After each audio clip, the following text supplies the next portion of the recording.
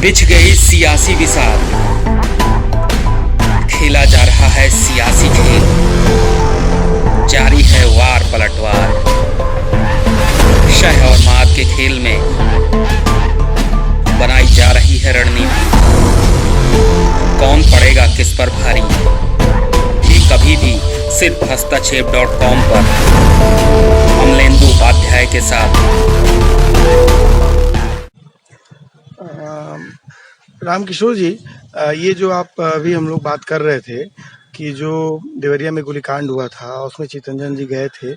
तो आप काफ़ी उनका एक लंबा आपका साथ रहा है। और आपने जैसे पीलीभीत में जो सिखों का जो पुलिस ने इनकाउंटर किया था फर्जी, उसमें भी अभी बातचीत कर रहे थे। तो ये हम लोग जानना चाहेंगे कि वो पूरी घटना क्या थी और कैसे चितरंजन जी के साथ आपका पूरा बना रहा। देखिए, चितरंजन सिंह के साथ हम लोगों का तो ऐसे राजनीतिक संबंध इलाहाबाद विश्वविद्यालय से ही रहा है और उनके साथ राजनीतिक, सामाजिक और मानवाधिकार के क्षेत्र में काम करने का एक लंबा अनुभव रहा है। कई कमेटियों में भी हम लोग उनके साथ कामकाज किए हैं और उनकी एक सबसे बड़ी खासियत ये थी कि किसी भी विपरीत परिस्थिति में भी वो अपने साथियों को, राजनीतिक कार्यकर्ताओं को, जो भी साथ के लोग होते थे, कभी मनोबल नहीं गिरने देते। उत्साह के साथ हमेशा रहते थे और उत्साह के साथ हमेशा बात भी करते थे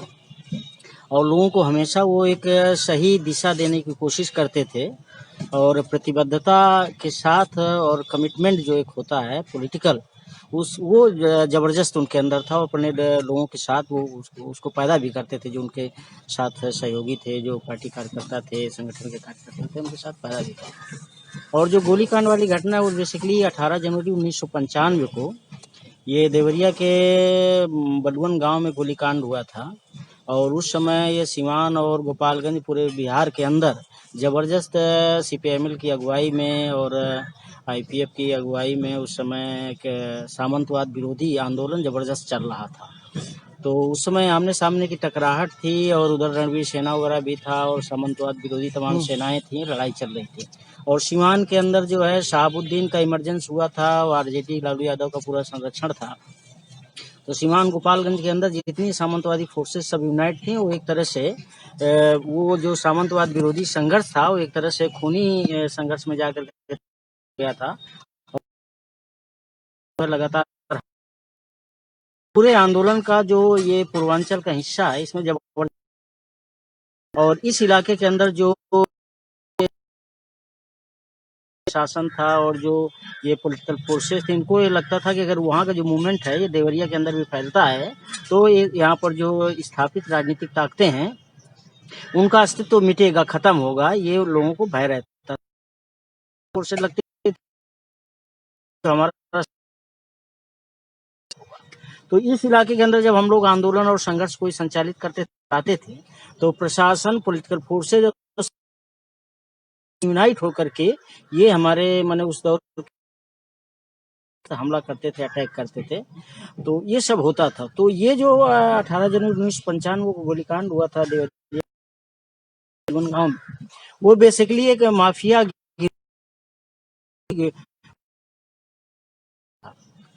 जिसका पूरे गांव के अंदर भी और कई गांव के इलाके के अंदर बड़ा दबदबा था और बच्चों का करने से लेकर के, बैल खुलवाने से लेकर के, वसूली करने से लेकर के, सामाजिक राजनीतिक दबदबा से लेकर के, आर्थिक लूट का लोकल पुलिस के थे। पार्टी की तरफ से जब वहाँ पार्टी का निर्माण हुआ उन लोगों के गांव वगैरह में, तो वो अटैक किया, हमला किया और उस हमले में वो 1 साल तक लड़ाई चली और चलते चलते वो उन लोगों ने हमला किया और उसमें लड़ाई हो, उसमें मैं भी बहुत हुआ था। 1 दर्जन तक लोग उसमें घायल थे। अभी भी केस मुकदमा अदालत में चल रहा है, उस पर जो दोनों तरफ से मुकदमे कायम हुए। उस दौरान जो पूरा टेरर और भय था, कोई बोलने की जरूरत नहीं कर रहा था और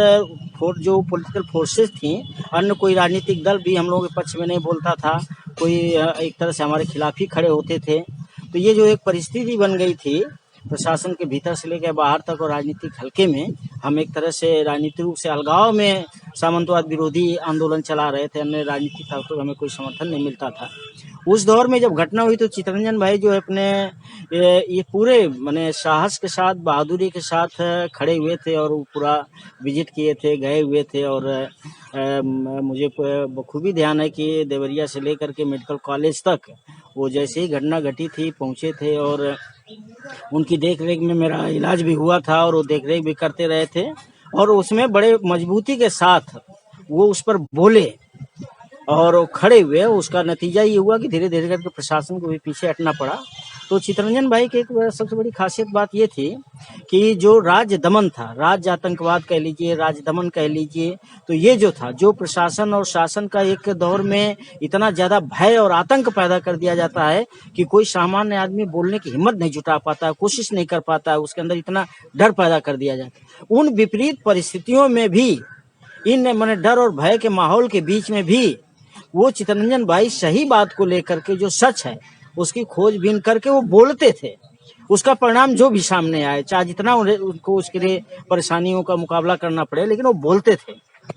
और बेबाक होकर के बोलते थे। ये जो उनका व्यक्तित्व था, यही उनका ऐसा एक व्यक्तित्व था जो समाज में और सोसाइटी के अंदर उनको पूरी एक लोकप्रियता हासिल किया था। और लोग उनके पास जब ऐसी घटनाएं घटती थी तो लोग आकर उनसे उम्मीद करते थे कि चितरंजन भाई से अगर हम लोग संपर्क करेंगे तो वो जो है इस पर बोलेंगे और स्ट्रगल करेंगे, संघर्ष करेंगे। ये उनके अंदर एक खास अभी बात होती पीलीभीत वाला जैसे वो है, तो पीलीभीत में भी ऐसे ही हुआ था। मुझे ध्यान है उस समय जो है,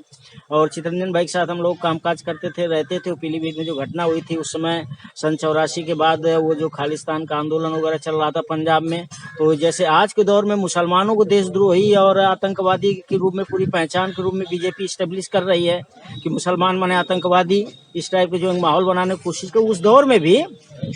यही हो गया था कि मैंने जैसे किसी भी को कहीं शहर कस्बे में कोई अगर सिख दिखाई पड़ जाता तो लोग समझते कि आतंकवादी आ गया, तो आतंकवादी ही होगा, कहाँ से आ गया। तो इस माहौल में पुलिस भी अपने बहुत सारे इंटरेस्ट में, अपने विभागीय इंटरेस्ट में, अपनी इमेज क्रेज बढ़ाने के लिए आज से ऐसी घटनाओं को अंजाम देते रहते थे। और पीलीभीत में जो घटना हुई थी, जो तीर्थयात्री थे उनको पकड़ कर पुलिस ने इनकाउंटर किया था, उनको आतंकवादी बनाया गया था, खालिस्तानी आतंकवादी कहकर उनकी हत्या की गई थी। उसकी जब जांच पड़ताल हुआ और चितरंजन भाई अपने पूरे उसके साथ खड़े होकर के और इस पर जब वो बोले तो जब बात आगे धीरे धीरे बढ़ती चली गई तो इसमें फिर बहुत सारे लोग बोलना शुरू किए और एक ऐसी परिस्थिति बनी कि सरकार को उसमें पीछे हटना पड़ा। फिर उसमें FIR वगैरह संभवतः मुझे ठीक से ध्यान नहीं है, शायद उसमें फिर FIR हुआ, बाद में सजा भी हुई है, फिर उसमें सजाएं वगैरह कुछ लोगों को शायद कुछ ही दिनों के पहले शायद फैसला आया है, 2 साल पहले भी फैसला आया हुआ है उसमें, ये सब हुआ। तो ये इसी तरह से भवानीपुर वाले पर था। तो मैंने ऐसी अनगिनत घटना, भवानीपुर का क्या जनसंख्या में, भवानीपुर वाले जनसंख्या एग्जैक्ट मुझे फिर उसमें क्या हुआ, लेकिन मैं ध्यान एक कल्लू नाम का एक नाबालिग लड़के की हत्या, नाबालिग, उसमें जो 8 साल या 7 साल था, कोई 5 कक्षा 5 में पढ़ने वाला बच्चा था, उसमें कोई एक टीचर था। वो दौर था जिसमें राजनाथ सिंह ने बोला था कि हम एक के बदले 10 मारेंगे। तो वो तो एक तरह से स्टेट द्वारा प्रायोजित हत्या थी, जो पुलिस का मनोबल बढ़ा करके हत्याएं करवाई। मतलब जो वो दौर था, मतलब योगी सरकार में भी वो दौर रिपीट भी कर ये तो आज जैसे वो दौर से बल्कि कह सकते हैं आज का जो दौर है ज्यादा खतरनाक है उस दौर से भी। आज जैसे जो सीन बन करके उभरी, वो टोटलिटी में उभरी हुई है। राजनाथ सिंह वगैरह जो उस समय एक अपने को जो लोग माओवादी कहते थे कि वो आकर के जो सोनभद्र वगैरह मिर्जापुर के इलाके में आंदोलन में सक्रिय थे। अब वो आंदोलन कैसा था, क्या था, उसके बारे में बहुत नहीं जानता हूँ, लेकिन उसमें जो आंदोलन हो गया तो उसके नाम पर जो है बहुत सारे निर्दोष लोगों के ऊपर हमले होते थे, इनकाउंटर होते थे, पकड़े जाते थे, उन पर फर्जी मुकदमे होते थे। उस दौरान तो हम लोग जेलों में बंद रहे थे। तो उसमें भी जो मानवाधिकार का प्रश्न खड़ा होता था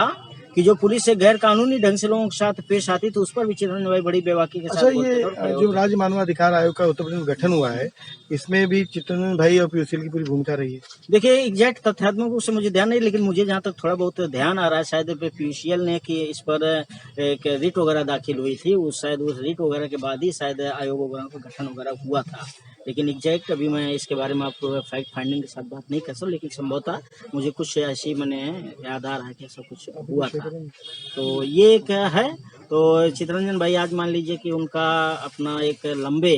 मानवाधिकार का राजनीतिक उसका ये दौर जो उन्होंने जीवन जिया और आंदोलन संघर्ष उन्होंने किया, और CPIML से भी वो जुड़े रहे, लंबे समय तक जुड़े। IPF को उन्होंने नेशनली उसको खड़ा करने में उनकी बड़ी भूमिका रही और वो IPF के प्रदेश स्तर के नेता भी रहे और उनकी प्रदेश स्तरीय कमेटी में हम लोग रहे, उनके साथ कामकाज करते रहे। तो ये उनका अपना एक पूरा जीवन एक तरह से आप कह रहे हो समाज के लिए समर्पित रहा, हमेशा लोगों के मानवाधिकारों के लिए समर्पित रहा, उनके न्याय के लिए समर्पित रहा, उनके अधिकारों के लिए समर्पित रहा और इससे उन्होंने कभी कोई समझौता नहीं किया। कभी भी अपने जीवन में अगर किसी के साथ उनके मानवाधिकारों का उल्लंघन हुआ है, किसी के साथ ज्यादती हुई है, किसी के साथ अन्याय हुआ है, इसके लिए उन्होंने कभी कोई समझौता नहीं किया, बल्कि वो इसके लिए लड़े और संघर्ष किए और अपने जीवन में कभी भी वो इस दिशा में नहीं बढ़े कि वो अपने इस इतने बड़े व्यक्तित्व का फायदा उठा करके प्रॉपर्टी बनाएं, संपत्ति बनाएं और ये कर लें, कुछ हासिल कर लें, सत्ता के भीतर घुस जाएं और सत्ता में हमें कुछ जगहें मिल जाएं। ये सब उन्होंने एक तरह से विपक्ष की भूमिका दिया। वाम जो धारा है देश के अंदर, लोकतांत्रिक धारा है, ये जो धारा है इसका उन्होंने के साथ खड़े होकर के जनता के पक्ष में हमेशा आवाज बुलंद किया और मैं समझता हूँ आज उनकी अंत्येष्टि में जो हम लोगों ने भाग लिया है, बड़ी तादाद में भी लोग आए हुए थे और इकट्ठा हुए थे। सोशल मीडिया में तमाम लोग उन्हें श्रद्धांजलियां दे रहे हैं, हम लोग भी मौके पर गए हुए थे और मैं समझता हूँ ये सच्ची श्रद्धांजलि है। और आज के दौर के जो उनसे जुड़े हुए मानवाधिकार कार्यकर्ता को और आगे बढ़ाएंगे, उनके इस मिशन को आगे बढ़ाएंगे, ये हमको उम्मीद है और हम बार बार उन्हें श्रद्धांजलि देते हैं और पुरानी यादों के साथ हम लोगों के साथ जिएंगे, खड़े रहेंगे, यही कहना है मेरा।